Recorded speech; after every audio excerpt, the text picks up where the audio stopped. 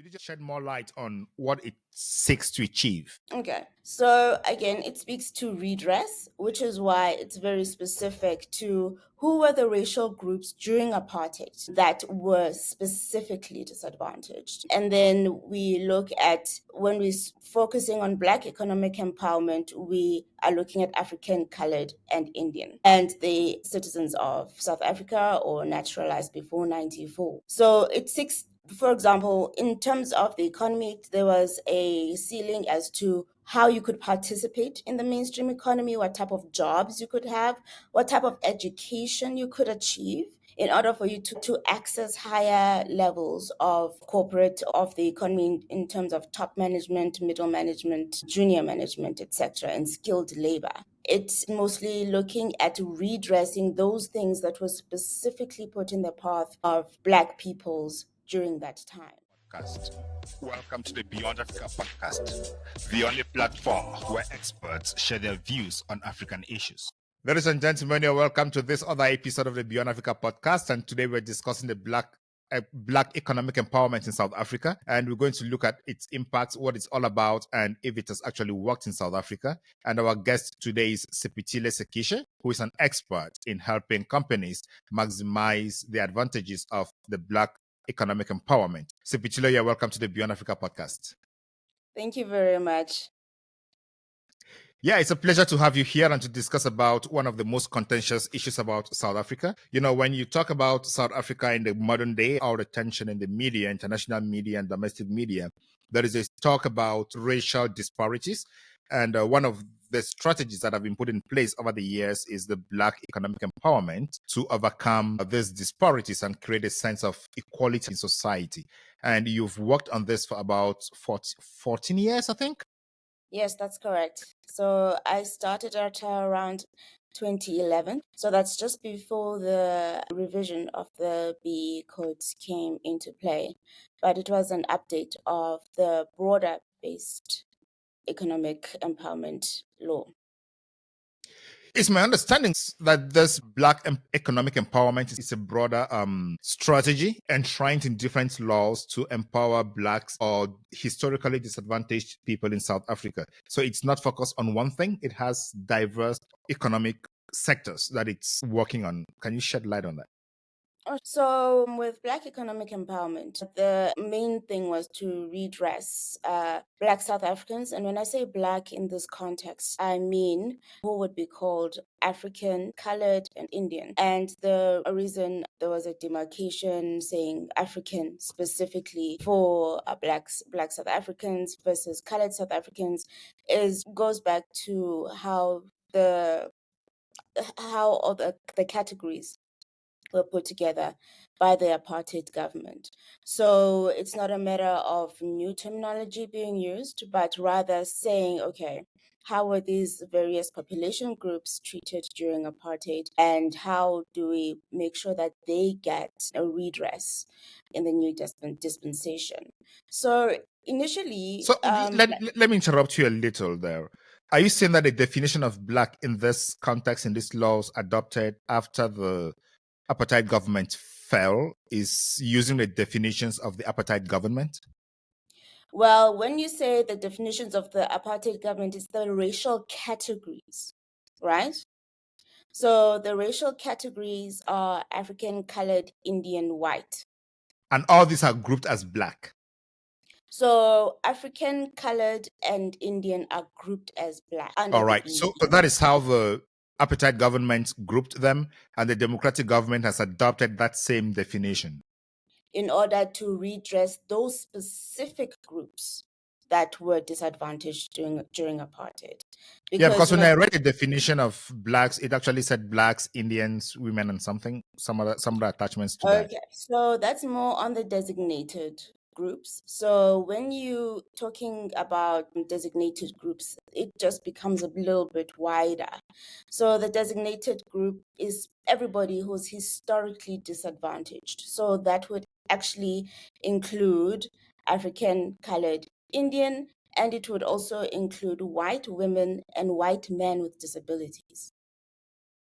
Okay, only white men and white women with disabilities. If a white person doesn't have the disabilities... In general, white women in general, and white men only with disabilities. So a white man without disabilities is automatically advantaged. Is that the meaning Yeah, of correct. that law? Correct. Not part of those who wrote the law, but what could be the reasoning behind this? What about a man who was at the time on his feet, strong, but he did not benefit from the apartheid government? So what this discourse goes into is to the individual level, right? When we start talking in that way. Whereas when we're talking about the laws, we're talking in the broader context. How were the laws put together in order to advantage you? So whether you took advantage of the laws that were set during apartheid is according to the individual, I suppose, or to the circumstances. But there were specific laws that were saying if you are Black, you cannot get a certain type of education. If you are a woman, you cannot have certain access to certain economic instruments. For example, if you married, how can you participate in the economy autonomously with a bank account? Do you know what I'm saying? So it's those type of things that are actually being addressed. And in fact, Pam Golding, the real estate agency, which was started by a white woman, she's very much an anomaly because it was extremely hard for her to build that business during apartheid because she was a woman, which is why when we speak about historically disadvantaged individuals, which the Employment Equity Act actually covers as well as a designated group, it includes white women.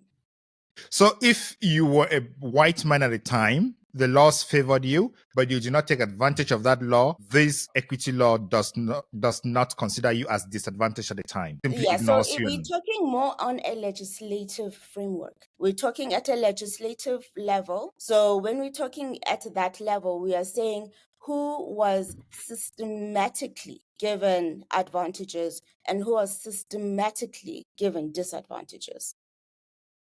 Oh, so it's a systematic definition, Correct. making it clear Correct. that the law categorized people into different segments and you had to take advantage of a system. You take it or you lose it. And those who lost it continue to lose it now because the system did not Like categorize us, them as if that. we all have the right to vote. If you choose to not use it and things go the way you don't want, specifically, you use it or you lose it. Let's focus now on the substance of the Black economic empowerment. Could you just shed more light on what it seeks to achieve? Okay, so again, it speaks to redress, which is why it's very specific to who were the racial groups during apartheid that were specifically disadvantaged. And then we look at when we focusing on Black economic empowerment, we are looking at African, colored, and Indian, and the citizens of South Africa or naturalized before 94.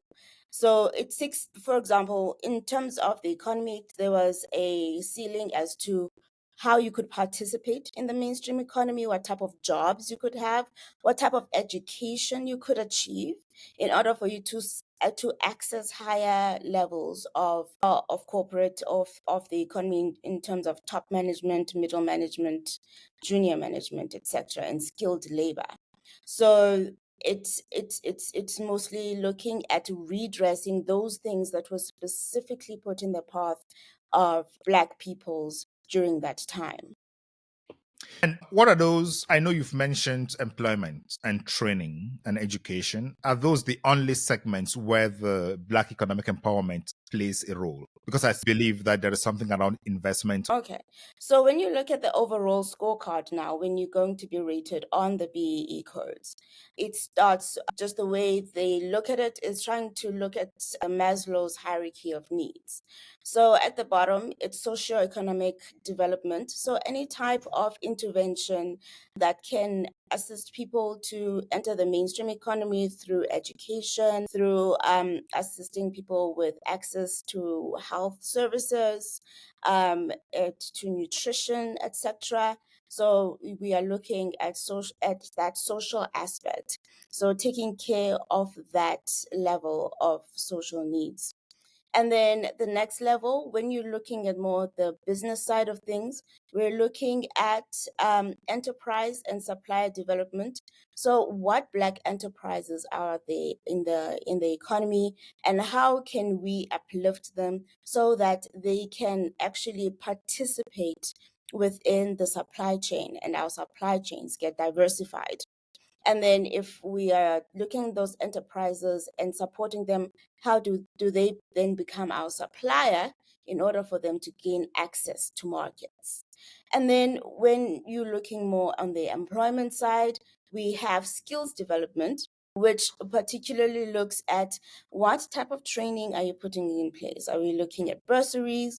Are we looking at internships and learnerships in order to give those people the skills that we understand are lacking structurally in the economy? Because one of the key things that South Africa is battling with is structural unemployment. So there may be certain jobs, but not the right people to fill them. So then you say, okay, let's give these people the skills that are needed in order to fill those gaps, which are actually quite structural in our economy.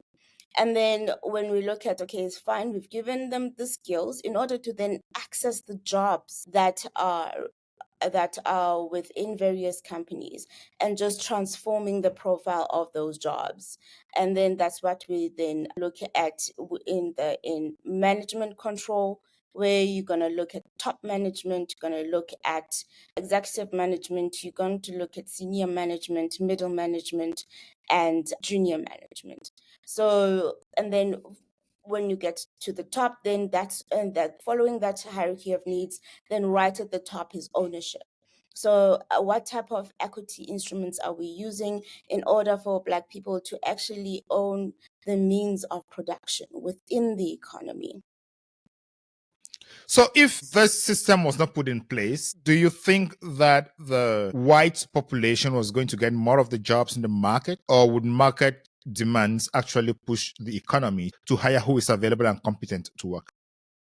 So I just want to, I think what's a nice what you call this, a broader one that we can look at, which is diversity, equity, and inclusion. So if we look at that specifically, for example, just looking at the US, where Black people are 12% of the population and only 4% are in leadership roles. So following the entire diversity, equity, inclusion. So that does not specifically say Black, it's far broader, but Black people are not benefiting as much as anybody else within diversity, equity, and inclusion. And in fact, from 2007, I just have let me just pull this up.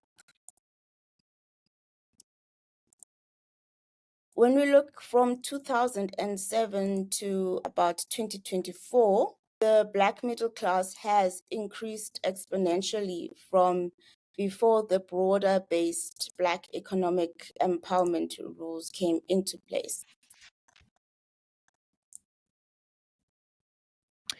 So, with that increase, is it because the population has increased and is because education was opened to more people to study, or is it because companies are purposely hiring people of color to fit in those roles?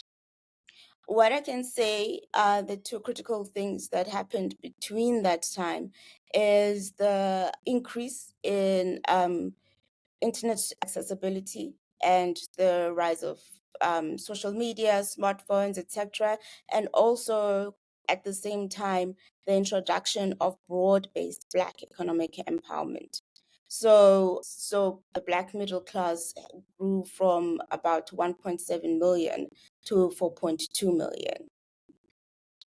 As the Black middle class is growing, there is a stagnation or a regression in the economy as a whole. What could be the relationship between preferential treatment in employment and the regress in the economy, or the drop of the reduction in investments that has led to a massive, or let me put it this other way. as a middle class is increasing, unemployment is also increasing because opportunities to employ are reducing. Is that a fair comment to make? Well, from Stats SA, just looking at the past 30 years, a lot of people generally take that argument to say, well, we need to grow the pie in order for there to be more opportunity for people to actually get into these jobs. And from even though the growth of South Africa has been up and down in the past 30 years, according to Stats SA, the economy has grown by 77% in real terms with inflation adjustment. And so we have grown the pie, even though we have had our peaks and troughs, and we were not immune to the shocks of the banking crisis. We were not immune to the shocks of COVID, and we did have some political issues as well, just within the 2010s, which we had put a negative outlook on South Africa, which then downgraded our investments as well. So that was more on a political space rather than specifically looking at BEE. And even within that, if we were to, again, from stats to say, if we were to look at the labor market rates amongst the youth, the unemployment rate for white youth is sitting at about 4.7%, and for colored, it's at 29.5%. For Indian, it's 16.6%. And for Black African, it's 50.2%. So if we've grown the pie and there's been more opportunity given, the opportunities have not so much gone to Black South Africans, which then means that we do need these policies in place in order to drive inclusion. I'm trying to understand why the unemployment rate for the Black population is still so high, whereas this Black employment equity program is in place and it's lower for other populations. Is it because other populations are generally smaller than the Black population? So we're also looking at, I think what would be better to look at is, without me having actual data in front of me, I cannot say it's this or that. But what I can say is that we have grown the economy. It's definitely grown, and the other racial groups had more advantages than Black youth, particularly just as a place of starting ground. And then on top of that, we have had issues in the implementation of our education systems across the board. So it's a multifactorial. I wouldn't necessarily pin it to one thing. It is a multifactorial thing in a complex society.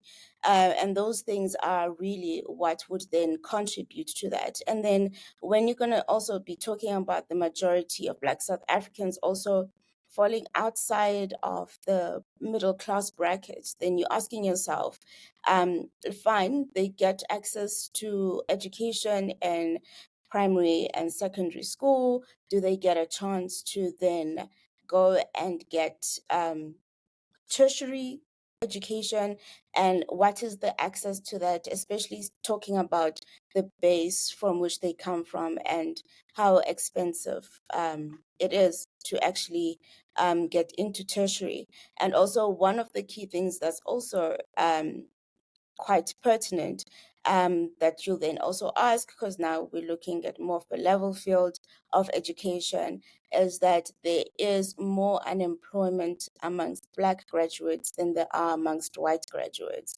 So I will not say why that is, because I cannot say, I don't have the information to say that, but it does, you do ask yourself why. And these employment equity targets have always been voluntary.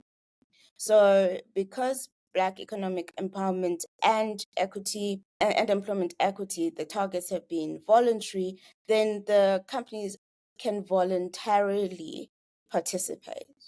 And one of the key things that have come into action now with the new employment equity targets is that it's not so much voluntary anymore, because the government is saying we need to get a move on in actually creating inclusion in the society. So if the government is actually telling people to employ people because of the color of their skin, and those people hire those people because of the color of their skin, and the people are not performing the way the company wants them to perform, would the government consider that, or would the government continue insisting that they should hire people because of the color of their skin? I think this is one of the key myths that's in the public sphere when we speak about employment equity and Black economic empowerment. The laws are extremely clear that the candidates must qualify for the position. So you're not going to say, "Oh, I know John is qualified, but Sipo is less qualified, but I have to hire Sipo because of my targets." That is actually not within the legislation. You So look if you at have three candidates, one is white, one is black, one is Indian, and at the end of the interviews, you find that the Indian is first, the second is white, and the third is a black. Whom do you hire in this case? Well, you look again, when we're looking at HR policies and we look at employment equity, the HR departments are asked to put together a HR plan, and that can be 3 to 5 years, and see how can they best meet the targets of the Employment Equity Act, so that they will know exactly who they would need. So it does not necessarily always mean that you will always need an African Black person in that position. Perhaps perhaps you don't have enough Indian people in your organization. And remember, we're talking about the EAP targets when it's employment equity. So there's a target for each race and gender group according to the demographics of the country. So when you are looking at that, again, you have a fiduciary duty. Where do I want to take my company? What does my HR employment equity plan say? And then you make your decisions accordingly. And at that point, you know where you want to take your company. If your company is out for profits and you want to make profits, but you also want to score high with the government in order to have contracts with the government, there could be a possibility of you striking a balance between getting contracts with the government and making profits, and deciding to hire people who may not be the best of what you want to hire because you want to have those contracts with government. Have you had any companies complain about this before? I have had companies complain about this, but then again, I'm going to go back to saying we bring this back to more of an individualistic rather than as a systematic thing that we need to actually look at. We actually, like I said, there's more employment amongst white graduates than Black graduates. They've both graduated, have the same skill. Are we then saying, no, the reason why the Black graduates are not getting employed is because they generally don't perform, they generally don't, because we have to speak more on a general than an individualistic portion when we look at the greater numbers. So do they generally not perform? Are they generally not hardworking enough? Are they just generally not focused? Are they just generally not ambitious? What are we saying? I don't think I have an answer to that question, but when companies form, they are looking for profits and they're looking for the best people to drive their companies to profit. So if the objective is profit and they know that the Black person is going to perform better than the white person, would they necessarily go down the rabbit hole of hiring somebody just because of the color of their skin? I know it happens. People do have that weakness, but from the general scheme of things, would that really be the play of things in society? Okay, so I think, again, what you said, it happens. And so what we can say here is, again, going to the general numbers. If it does happen, what do the numbers say for our graduates? Is it true? That is a point to look at, because employment at times does not only look at your qualification. You could come in with a master's degree and somebody who has a bachelor's degree is hired over you because of experience, maybe because of demeanor, maybe because of relation you created with the interview jury. There are different factors that play in the employment chain. So I think it will be important to talk to companies to know why they prefer to hire this or that person and what their impression is. Or what do you think? It's more on generally when we speak to employees. For example, with one candidate, and it was a Black female.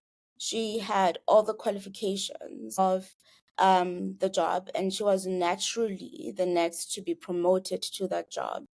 And someone came in, a white male who didn't have the same qualifications. And in fact, when talking to them, they said, "You're gonna help me out to actually get things done in this job." So what she did was actually quit, and then she was in the banking space. So banking is money; it's critical. You really have to be focused with who you hire, and you're not focusing on anything else but the actual job and what's needed. So they quit, went to another bank, and then 3 months later, she was called back. "Could you please come and take this job?" So again, that's individual, that's anecdotal.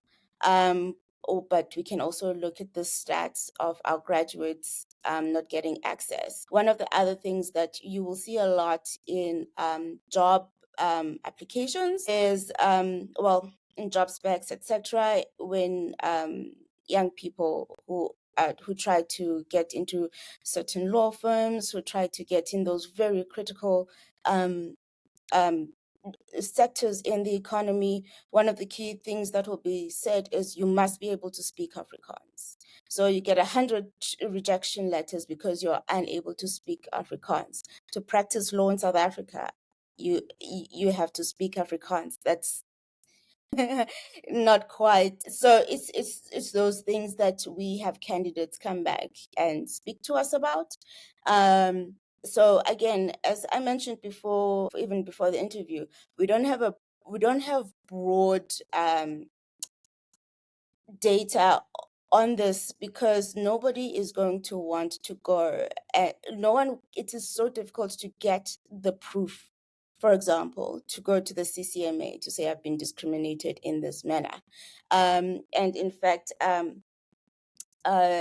Helen Ziller did say that this isn't really a factor because she has somebody who goes to the CCMA day in, day out, and they only have ever had 2 cases where the person said the discrimination against race was the factor for them not getting a job, and they were taking the company to the CCMA. I then called up an HR specialist and said, "So tell me, how easy is it to prove that you didn't get a job because you are Black?" And they said it is extremely difficult to prove. Once again, there's 2 cases only, but it is extremely difficult to prove. You must have all the facts, and it is very difficult to have the facts.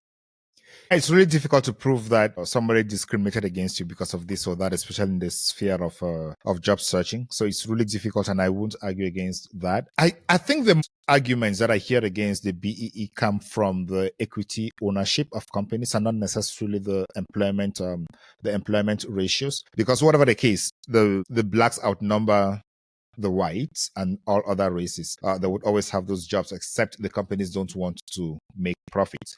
But I think the question with ownership is where the problem comes in, especially with the much talked about Starlink, where it's now very evident that if you don't offer 30% of your equity to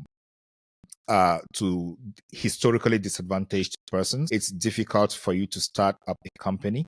in South Africa. So how is that faring out? Do you think it's something that is really working out positively, or do you think it's something that could be bypassed? Okay. There's been a lot of discourse in the public space around South Africa's BEE laws. And again, unfortunately, I think we should call them transformation laws, because BEE is a certain legislation, employment equity is a certain legislation. When we're talking about licensing in the telecoms space, that is specifically a transformation law for licensing. And sometimes, while this has been seen as a key factor for South Africa losing out on a lot of foreign direct investments, and just to give you a quick general look at our top telecoms companies in South Africa, while there are individuals who may benefit from, or families who may benefit from having a stake in these companies, and I mean, they're large companies, they make a lot of money.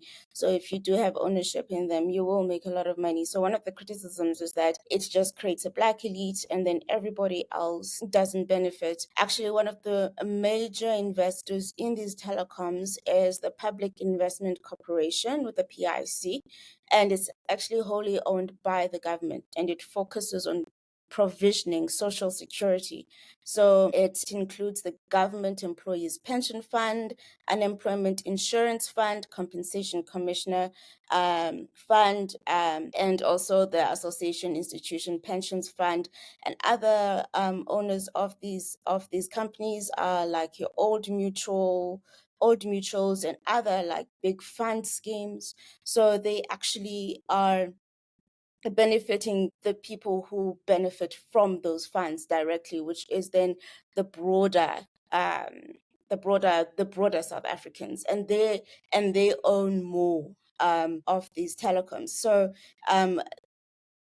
the discourse has mainly been it will only benefit politically aligned people, and this is not the case. The majority of these percentages actually goes to these huge public funds, and these public funds in turn invest in public infrastructure in the country. So just some of that, and then the next query will be like, but who wants to give away 30% of their company? So Starlink is actually owned by SpaceX, and Elon Musk owns about 42% of it, I think, and the rest is owned through an employee share scheme, and also private investors in the US, in the UK. So in South Africa, when we're looking at a company coming in, we do not want 30% of your entire global company, only of the operation that is within South Africa.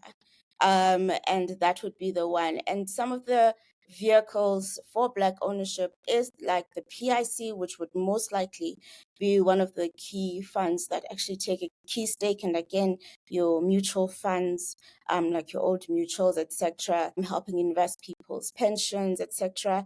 And one of the vehicles for the equity as well in South Africa is an employment equity scheme, which SpaceX already has on the global company. So it's instruments that are not truly foreign to what would be a SpaceX. And then also, just to even go a bit further, South Africa is not the only country that has rules for foreign direct investors in the country for key sectors.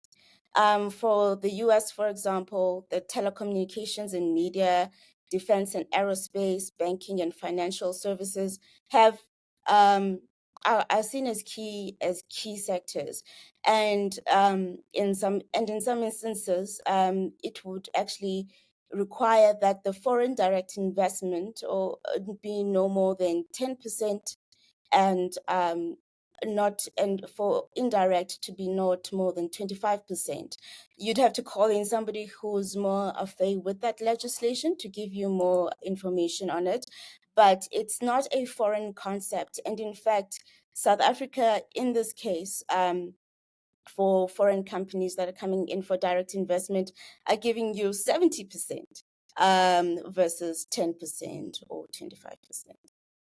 All right, thank you. I'm looking at a tweet here. Looks like this person was thinking about this our conversation when he made the tweet earlier today. The tweet is mostly about the broad-based economic empowerment, and he says it has 7 pillars.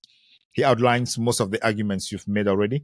Then he concludes it by saying that the BE has helped Black people get jobs, including management jobs, that they wouldn't have gotten in the past due to racism. And then he goes on to say the biggest problem with the BEE has been the ANC and other political people taking shares not meant for them, looting tenders, diverting BEE funding to themselves, fronting for big businesses, which has resulted in 80% of BEE value going back to the same white hands from apartheid days, creating a very small, rich Black political class while destroying small Black businesses and increasing unemployment. So you seem to be in accordance with this assessment of the broad-based economic empowerment, as you even mentioned transformation laws. Okay. So just to say that I wouldn't be sure where the 80% would come from, because I would have to look at the data of what that is. But we have just spoken about the ownership, which is really the bone of contention in most cases when it comes to BEE. And we see that a good chunk goes to the PIC, which is one of the best well-run funds, asset management funds in the world. So there's that. And is the corruption 100%? There's corruption. Like there's corruption throughout the world. Are we saying that's okay? No, it's not okay. We're not saying it's okay. But it's not specific to Black economic empowerment. Humans will find a way to corrupt any system. That doesn't mean that we shouldn't have the legislation. Penuel the Black Pen, God Penuel, that's his Twitter name. So from this assessment, do you think that the current leadership is pushing on this legislation because it empowers them and protects them, and they'll continue doing that for their own benefit in as much as it protects them? It looks like all the transformation laws are favoring rather the politicians who are putting these laws in place. Again, I want to go back to saying that South Africa is a completely complex society, just like any society. But it's not. But the thing is, every society is complex and has its nuances. And I think a lot of times we want to harp on what's the most biggest thing in the public discourse. And if we are to focus on just the corruption and make that the basis of scrapping the transformation laws, then we'll unravel whatever investments that we have with the PIC and whatever value that we get from that. Then we will stop putting in the programs that actually assist youth to get jobs. In fact, there's there's a project running right now where we employed a whole lot of youth, and one of the young Black women who graduated in 2018 said her first job was in 2025 and it's 2024, and when we started the project, and also when we're giving out bursaries because of Black economic empowerment, we have young people who write in and say, my dad is sick, my mom can't move, I really need the funds so that I can get the degree that I need, so that I can uplift my family from the situation. So, and one of the things also I wanted to speak about is that having run quite a few of these projects, Black white people have actually also benefited from them because we're a constitutional democracy. So when a company did not have a bursary program when we came in, and now they need to put together a bursary program, in order to score their BEE points, they have to open it up to all their staff, including white staff. And then those staff are able to benefit from the project that was opened simply because we had to comply with BEE. Otherwise, that would have not been in place. So there's so many of these stories, so many of these interventions. And like he did say, I'm not going to overlook that he says that it has helped a lot of people. I'm just worried about giving a percentage and only focusing on such a small portion, albeit it does wreck the country when we have a lot of corruption and we don't get things done the way they should be done. I think the corruption is a problem, actually. And I'm looking at this report from the Trade and Industrial Policy Strategies, written in 2021. They actually identify that with the BEE, broad-based economic empowerment, there is considerable progress that has been made. But they actually say that the number of new Black-owned businesses has climbed, but only slowly, and presumably largely due to slow economic growth at the end of the community boom in 2011. And they go further to say it has proven far harder to improve representativity in senior and executive management than to increase the share of Black ownership in listed companies. And well, I'm looking at the point on Black share ownership in listed companies. Could that be because it's just the political class, that small tiny elite, that keeps on getting these shares and expanding their wealth, while the other people, the middle class, is not growing as expected?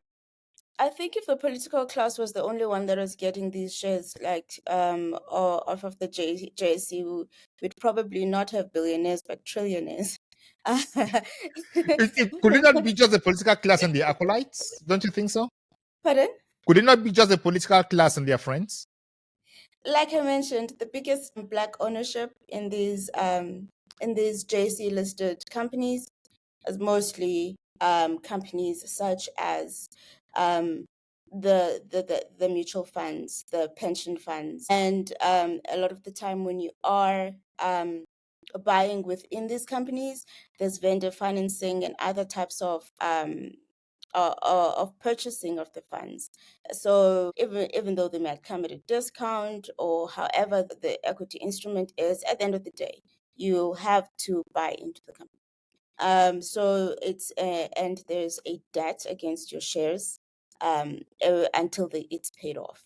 So it's not freebies. Yeah, I because wouldn't say this report says that the benefits from the transfer of assets into Black hands mostly go to financial investors, almost exclusively among the richest 5% of households, and retirement funds with members primarily in the best of 20% of the Black population. So looks like there's still some dynamic here that needs to be fixed. And I don't know how that could be fixed, but looks like there is work to be done, like with every other system. There's definitely work to be done. I'd also like to get the report, whoever would put together a report to look at other countries and to see if the political elites are also benefiting a lot from such investments. For example, if you're going to get a law within the US saying foreign direct investment can only be 10%. Of the locals, especially the ones who are looking at the legislation, know which companies are coming in and what's going to make the best money, who's actually who are the elite in those countries. So again, I'm not saying that this is right or two wrongs make a right. Just because this one happens to have BE next to it doesn't mean it's much different from anything else. Yeah, I have not looked at that at those laws on representation in the United States. But even if there were those laws in the United States, I don't think it would say that it must be a particular race of people, right? It would leave it open, yeah, because it's going to be glaringly discriminatory, and the laws would not accept such glaring discrimination in the United States.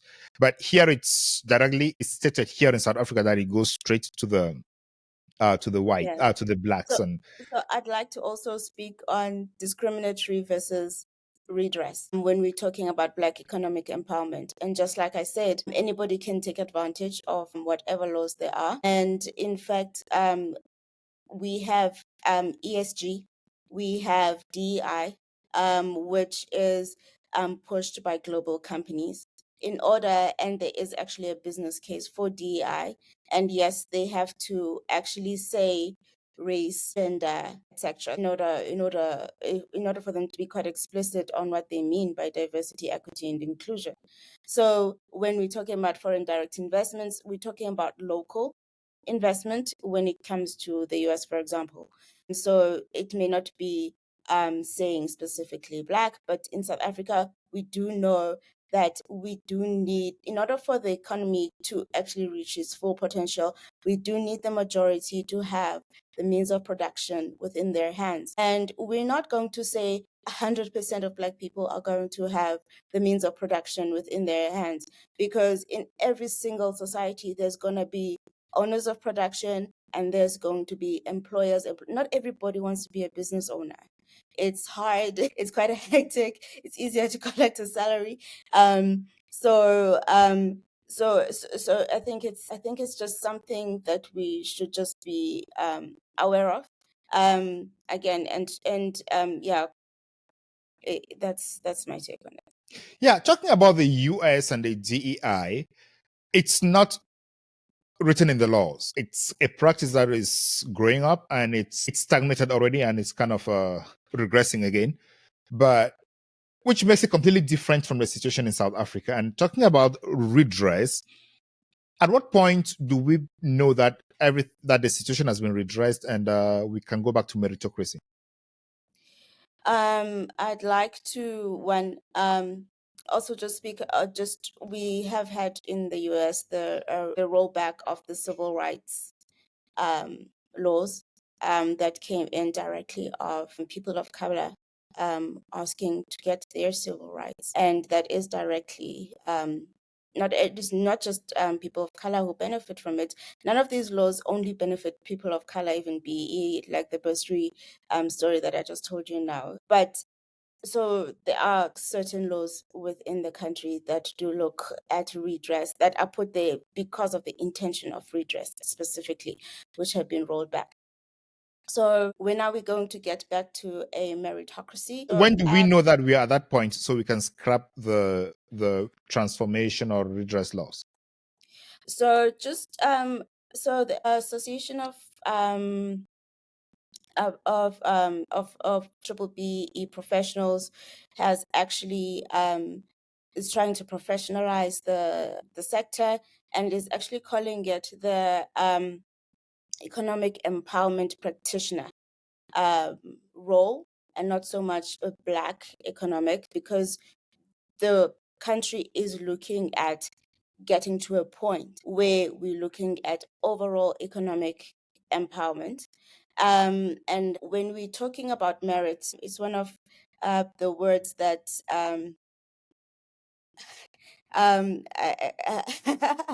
think has a different definition of late as to what is actually in the Oxford Dictionary. Just in the terms of its use, and it's in the terms of its application. I would actually draw yourself to what's this? A book by James Bloodworth called The Myth of Meritocracy: Why Working Class Kids Still Get Working Class Jobs, and how it examines social class, privilege, wealth, etc. And how it is a bit unrealistic to put this, to say, okay, if you happen to be of a certain class, then you get something because of privilege. But if you're not from a certain class, then you got there simply by DEI, or you didn't get there by merit. When we have, getting into various schools, high profile schools, sometimes just you being a legacy child, you get into the school. And we've had that in the discourse, we've had something called the Nepo baby. But because they come from a certain class, they are seen as having merit. when they enter those roles. Whereas if you're going to come from a lower class and you enter those roles, then it's going to be like, oh, are you here by DEI? Because it's not just looking at race, it's also looking at class. So, So are you in effect saying that legacy admissions or legacy anything is also another form of DEI? it's not, legacy admissions is not a form of DEI, but it's overlooked by putting those young people who get into those spaces as people who got there by merit. Yeah, so why shouldn't we just scrap everything and do everything by merit? You want to get into the Ivy League, you go in there by merit. You want to get into any school, you go in there by merit.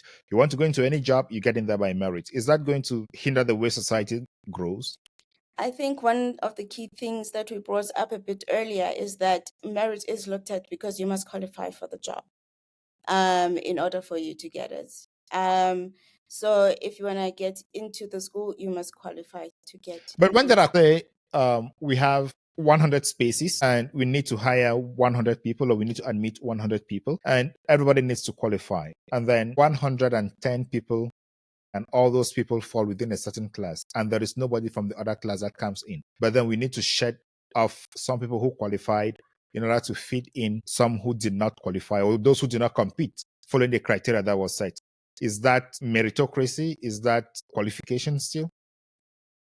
I think I'm gonna go back to what do we call meritocracy, because this is the argument that keeps coming up.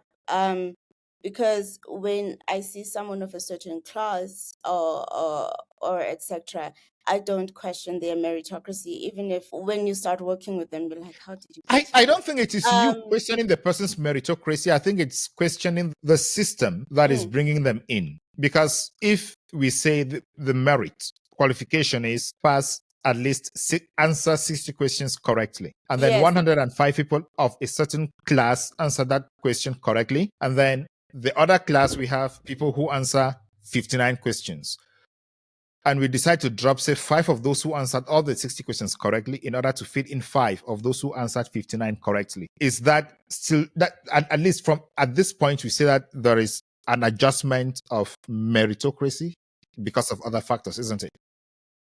So I think the world over, I think one of the key things, like we're looking at the UN, etc., when we look at human rights and equal opportunity, these laws are looking at what was taken away in order for you to get those opportunities. I think obviously I don't want to speak for everybody, but I think it would make sense for everybody to want to have a meritocracy in that sense, in its clean and clear of what we have understood meritocracy to be. Unfortunately, as mentioned before, humans enter a space and we are able to corrupt it. So then what measures do we put in place in order to mitigate that corruption? It's not going to be perfect. It never is perfect.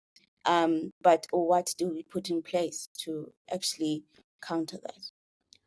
So I come back to my question. At what point do we decide that it's merit, that redress has been redressed, and then we go back to a level playing ground for everybody? Okay, so it's the government has made it extremely clear. I mean, we get to a place where we have social inclusion. I must not. How will you define social inclusion? Or how will you see it? How will you measure it?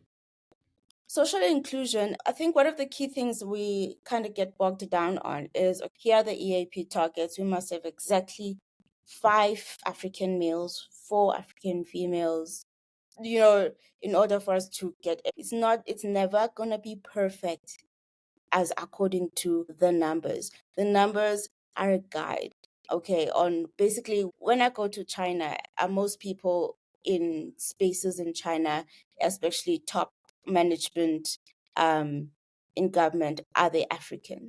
When I go to Europe, are the people African in the top places? Like, does it make sense? So in South Africa, does it make sense that we are still putting targets of, in top management, can we have at least 18% designated groups in this sector? 18%. Does it make sense? Is it always going to be like that? Or at some point you're going to say, okay, companies just do the way you want it to do because society should flow freely? Or because since we were doing some redress, now we've redressed, so do what you want to do? Or it's always going to be like that? Again, it's not always going to be like that, because as the professionalization of the practitioner work is economic empowerment, and not Black economic empowerment, and looking everybody as a class, because that is what the goal is to get to. So I believe that as long as we're still asking for 18% top management, we haven't reached it. We have many graduates, we have many Black people with skills. A lot of Black people go overseas to go and work. It's not only a white drain in South Africa. We have a Black drain as well, a Black brain drain as well. Because Black people are like, every single time I put in an application, I'm asked to speak Afrikaans. There are many English-speaking people who do not speak Afrikaans, but they get the job. So let me go somewhere else where I can get the job and I don't have to speak Afrikaans. So we need, once that stops, and literally people then get into jobs because of merit. I am wondering how We that have is ever going to stop. distribution. I'm wondering how that is ever going to stop, because my understanding is people who benefit from setting these standards, they would always mutate the standard to look at another variant of it. So it keeps perpetuating and they continue benefiting. And that is how it's always going to be. And that is why sometimes the adjustment or the transformation systems are criticized, because they produce a particular small elite that remains at the top, and the rest of the population that was intended to be transformed or compensated never gets out of where they are. I think they can get criticized. That's fine. I think we can live with them being criticized, because without them, things would be worse. All right. So we prefer to have things at a certain level while striving to get things better. Yeah. So I was reading this report. I don't know if we'll have time to comment about it. It's not a report, it's an academic article, a peer review article, where they say the skills development, ownership, and socio-economic development coefficients of the Black economic empowerment are positive, while enterprise development is negatively associated with turnover. Okay, I'm not sure. Where did you get that from? It's a peer review journal where some authors are evaluating the BEE systems. So this is one of the critical things. So skills development is based on your payroll, a percentage of your payroll. And what the DTIC did, just in terms of them giving a rationale of why they chose that target, they did global research to say generally how much do companies spend on skills development, of which then they took that percentage. And the ownership target, I see that then they're not too worried about it. It is at a minority level, so between 25 and 30%. So enterprise development and socioeconomic development are calculated exactly the same. So I am not exactly sure. I understand it's a peer-reviewed journal, but it's calculated exactly the same. So I can't answer their statement. I cannot even go through the whole article right now, but it's a peer review journal and it's a peer review article. So any person writes and interprets it the way they want to interpret it. It just needs to meet editorial guidelines. It would be published. Legislation is very clear that they both are calculated exactly the same. Do you have anything you want to add to the attention of our viewers? I think just in terms of transformation, triple BEE, I think what we can come to an understanding, whether we're talking at redress for certain racial groups, whether we're talking about redress for gender, whenever these movements have taken place, it's never been to displace anybody else. It has always been about to just get equal opportunity for everybody. And once we start moving from that space of let's give equal opportunity for everyone, these laws will fall away because there will be no need for them. What critiques do you have of this system, or what shortcomings have you observed over the past since the law started coming in place since 2003? So I think for me, the biggest critique is that the people who, it's not, I don't find specifically anything wrong with the legislation itself. As other peers in my profession might be like, what? Because sometimes we do speak about how certain things are written, how certain things are interpreted, and did they yes, and we debate about these things, and it's fine. It's absolutely fine to debate about them. I find absolutely nothing wrong with that.